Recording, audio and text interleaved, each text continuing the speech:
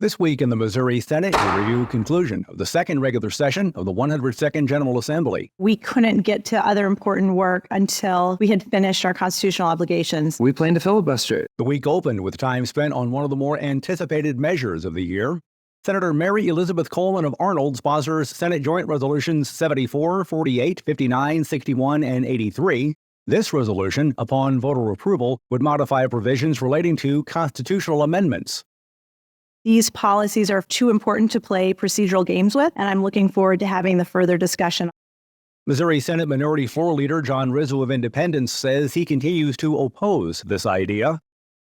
This is not a bill like we did on, the education bill or all these other bills that we've had to negotiate because we're in the super minority. Senate substitute number 4 for Senate. Senator Coleman brought the resolution back to the floor of the Missouri Senate just after 2:30 on Monday afternoon.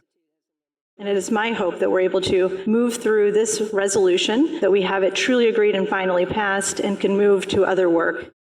During discussion on the proposal, Senator Lauren Arthur of Kansas City mentioned the portion of the resolution that was removed from the original version was restored in the Missouri House of Representatives.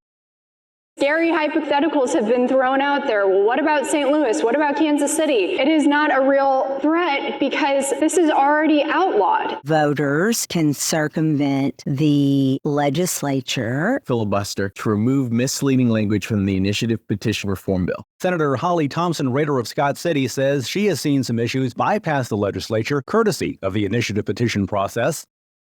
And that's really on the initiative petition side, how you see that process really playing out on many subjects. Senator Stephen Roberts of St. Louis is among those Missouri senators who opposes changing the threshold for getting ballot measures passed in the Show Me state. I was extremely proud of the hard work from all my colleagues to fight to preserve Missouri's right to participate in the democratic process and was honored to fight along with them.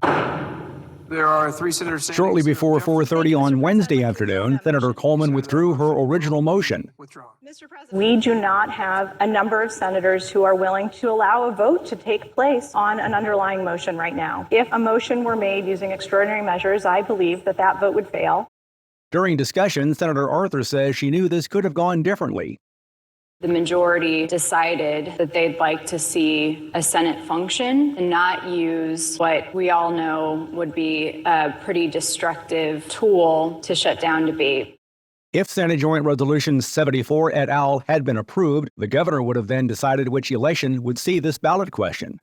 The governor now has fewer than a dozen Missouri Senate bills and more than a couple dozen measures from the Missouri House of Representatives to consider. We will talk more about these measures as the interim progresses. And remember, you can follow these and other issues facing the Missouri Senate by visiting our website, senate.mo.gov. Reporting from the state capitol, I'm Dean Morgan.